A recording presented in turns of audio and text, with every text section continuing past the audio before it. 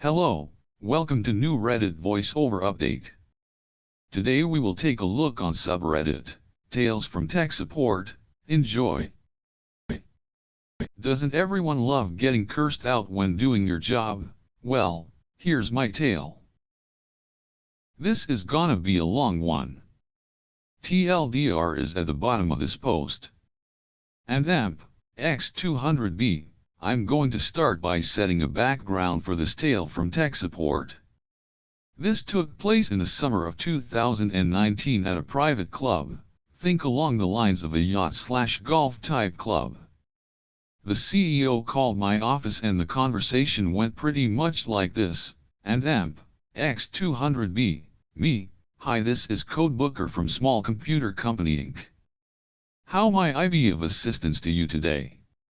CEO, hi Codebooker, this is CEO of local fancy club. We are having problems with our door card system. Me, okay, what kind of problems? CEO, the CPU it is running on stopped working and without that we are having to manually buzz in every member who comes to the club. Some of the club members are complaining about it, so we'd really like it fixed pronto. Me, okay, let me know the address and I'll head over. I also discussed what would be involved and what might be needed and was basically told to do whatever I think is best to get it working and reliable for years to come. So I get the address, head to the club, and the CEO lets me in and shows me to the room where the door access system is. He then thanks me for coming so quickly, and leaves to attend to another matter. I started diagnosing the problem and ended up realizing it was this old motherboard. Now this computer is from the early 90s, I'm talking beige allure, and its CPU was on a card, not in a socket on the board like we see on modern systems. I ascertained from the bar manager that it ran Windows 95. She was the one responsible for adding or removing card credentials of members when it needed doing, so she was familiar with the system. I decided to pull the HDD and I took it back to my office to begin the process of fixing and subsequently bulletproofing their system. I cloned the HDD into a virtual drive file and using a Dell Optiplex that had a serial port on it, for connection to the wall unit of the door system, I installed Windows 10 LTSCN. Then VMware Workstation Pro. Used the virtual drive in VMware to boot this Windows 95 instance up. After 30 minutes of Windows 95 installing the VMware drivers and me logging in and making sure the software was there and worked, I made a copy on a rugged backup drive and called it quits for the evening. The next morning I took the system over to the club before they opened so I could install and test it before members arrived. The bar manager from before buzzed me and then unlocked the room where the system was. I hauled the new equipment in and installed it. New display, because the old one was a CRT, new mouse, new keyboard, and the new Optiplex. I just finished hooking everything up and was about to press the power button when the club's financial officer stormed in. I later found out that was his position on the board of the CLUB. He will be further referred to as Dick. Dick storms in and screams. Dick, who the F do you think you are? Me, the IT guy from Small Computer Company that CEO called to fix the broken door system. Dick, how do you know how to fix the door card system? Have you done 36 hours of research on it like I have? Me, no, Dick cut me off. Dick, if you haven't done as much research as I have on this system and on Windows 95 and how to operate it, then you should be touching it. Who do you think you are to come mess with my system? You are some dumb bomb-off-surfing Craigslist computer repair person the CEO hired on the cheap, aren't you? Me, no, that's. I couldn't get a word in edgewise. Dick, I have 36 hours of research on this system. 36 hours, and you cannot fix it like this. You don't know what you are doing. You must find a replacement part for the box that was sitting where you put that equipment. And who told you we'd be paying for all that new equipment? I never authorized that. You should not be messing with this system. You clearly don't know what you are doing. You are going to cost us thousands by attaching your equipment to our system. If you have broken my system, I will have the club sue you into oblivion. You are just some dumb, clueless FING idiot off the street who knows zero FING things about my system. You should never have been let in here. You don't know how to properly fix this. He cussed and belittled me up one side and down the other until a fly wouldn't pitch on me, for about 10 minutes. The bar manager came in at one point to see what was going on and why there was screaming, and he had her in tears because she let me in here, without his express permission. I had enough of his unending tirade. Dick was steady belittling me. Hey. You shut the F up and let me talk now. I know. Not professional, but at that point in time I didn't care. The system is fully installed, and right when you came in and started your little power trip was when I was going to press the power button and confirm it was working. So, if you would be quiet for about 30 seconds, and let me press this power button, pointing to the power button, you would see that the clueless dumbball, was able to get you guys out of a jam and fix the problem. Dick looked pissed but stayed quiet long enough for me to get the system booted up. Once the system booted, it auto-logged in and opened VMware. I then pressed the green play button and the VM started and Windows 95 resumed from suspension. I asked the bar manager to log in and register a new door card. She registered a door card. I then walked out the main door with a new door card, let it close behind me and used the new card to buzz myself in. I got through the door, then walked back in the room where bar manager and Dick were and exclaimed, "It works." Dick immediately stormed out of the room. I thanked the bar manager, she thanked me, then I left and went back to the office and called CEO. I told CEO what happened. He told me to bring him the bill and he'd pay it immediately along with an extra tip for my troubles with Dick. So I brought him the bill and the backup drive, told him to put it in the club safe in case the door system breaks again. He handed me an envelope with a check for the invoice amount, and in the envelope behind the check was 5 crisp 100 bills. In the years since this happened, Dick was forced to resign as financial officer on the account of people not being able to stand to be around him or work with him. And AMP, X200B, TLDR, I was hired to help fix an old decrepit door access system that quit. I was cursed at up and down by a board member who said I didn't know what I was doing while installing the fix.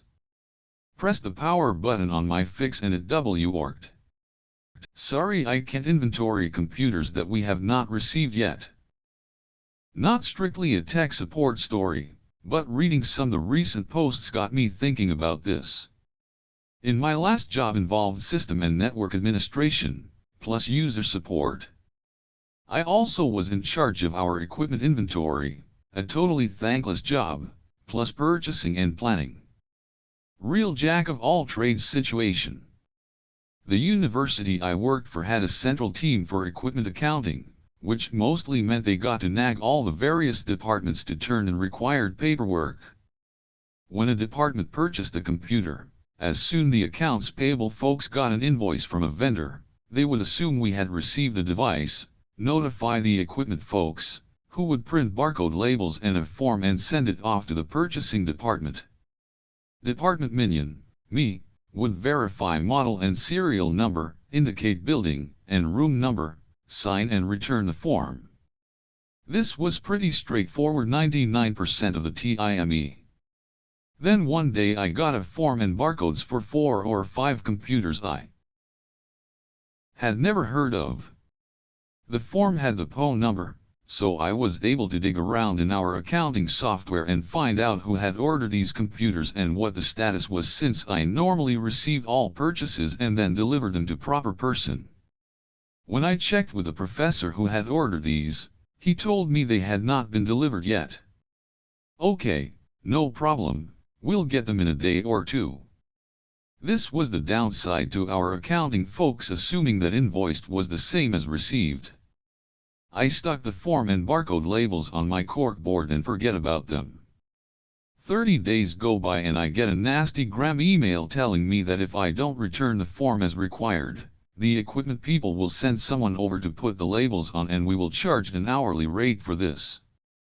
So, I check and find that we still have not received the computers. The vendor is having some issues. I call the equipment folks and explain that we don't have the computers yet. Conversation goes something like this. Equipment folks, but accounting tells us the company sent an invoice maybe, we haven't received them, and we have not approved the invoice for payment but you have put the labels on and send the form back there's nothing for me to put the labels on. We don't have the computers yet but if you don't send the form back, we have to send one of our people to do it and charge you you're not listening to me. If you send someone over, they won't be able to put the labels on, there are no computers. We don't have them yet. I was really amazed that this was such a difficult idea for this person. I realized they were just doing what they had been told, but this couldn't have been the first time this had happened. Okay, I'll make a note that you have a 30-day extension, but after that you have to return the completed form I understand. I'm sure we'll have the equipment by then. Of course, we didn't get the computers in 30 days. I again got a nasty email, CC'd to a whole bunch of bigwigs, basically saying I was a troublemaker and they going to send someone over to tag the computers. This time I looked up whoever the manager was for these folks and called them. I explained the whole story and they agreed to cool off the folks that were hounding me. I then emailed the manager, thanking them, reviewing the situation, and CC'd all the bigwigs, just a CYA move. I also followed up with a professor that had ordered these freaking computers to find out what was going on. Turned out there was a long-term problem with the vendor, they might not be able to deliver the computers ever. The PO was shortly cancelled and I sent all the paperwork back to manager of the equipment folks. The lesson I learned was that no matter how good a system is, there has to be a way to handle exceptions. Always. TFTS posting rules, mobile users please read. Hey, we can have 2 stickies now. So, something like 90% of the mod removals are posts that obviously don't belong here.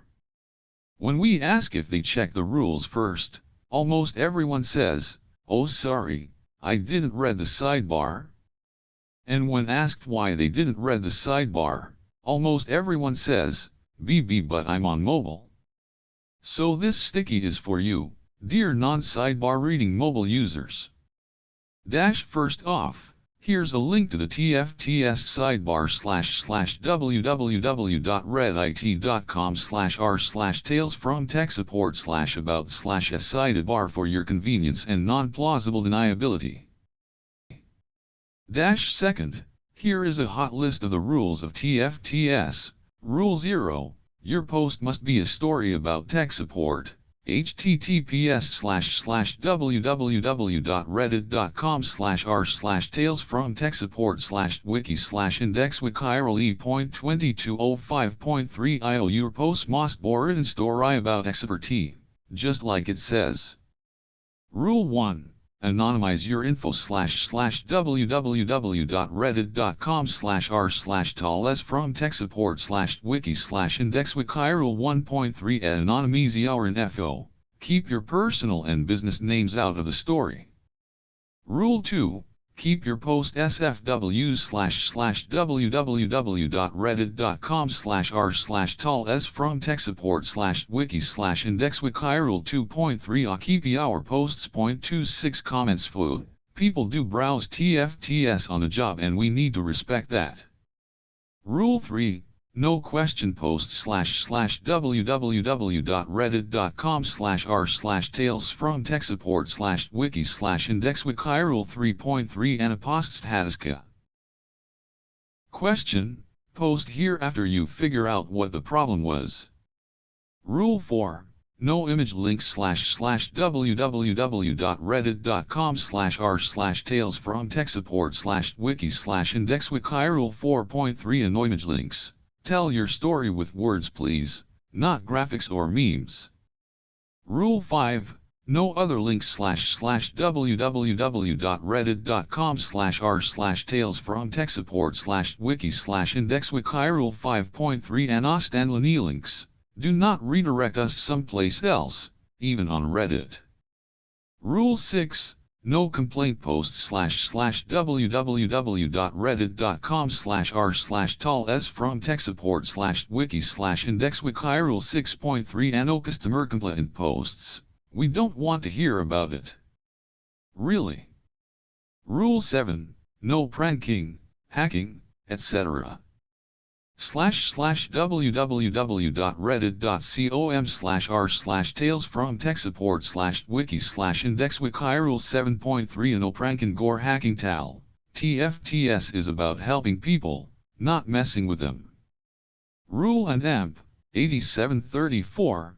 Don't be a jerk. //www.reddit.co m/r/talesfromtechsupport/wiki/indexwiki. Rule .221e.3 add-on.27 TB jerk. You know exactly what I'm talking about, Willis. The TFTS wiki / www.reddit.com/r/talesfromtechsupport/wiki/index has more details on all of these rules and other notable TFTS info as well. For instance, you can review our list of officially retired topics / www.reddit.com/r/talesfromtechsupport/wiki/index/wiki/tail-shave-jump-shark.3f, or check out all of the best of TFTS collections / www.reddit.com/r/talesfromtechsupport/wiki/index-wiki. The complete best ofs. Thanks for reading and AMP. Welcome to /r/talesfromtechsupport. This post has been locked. Comments will be auto-removed. Please message the mod / www.reddit.com/message/compose to =%2fr%2 Tales from Tech Support if you have a question or a suggestion. Remember, you can hide this message once you have read it and never see it again. Edit. Fixed links for some mobile users. Apparently our computers can reproduce through binary fission. We just finished our 6-month inventory of all the hardware and equipment in all of Stupid Industries LLC. We are only 4 days late getting it done. And AMP X200B, a very fascinating thing happened. We had 35 PCS of a particular make/model number. But the company only ever bought 34. So this brings us to an interesting situation. I would totally understand there being a computer missing out of the inventory. There's actually 9 laptop computers missing that were last issued to now former employees, and Stupid Industries isn't going to take them to small claims court over them. And AMP X200B, but no. We seem to have an extra tower that seemingly materialized out of nowhere.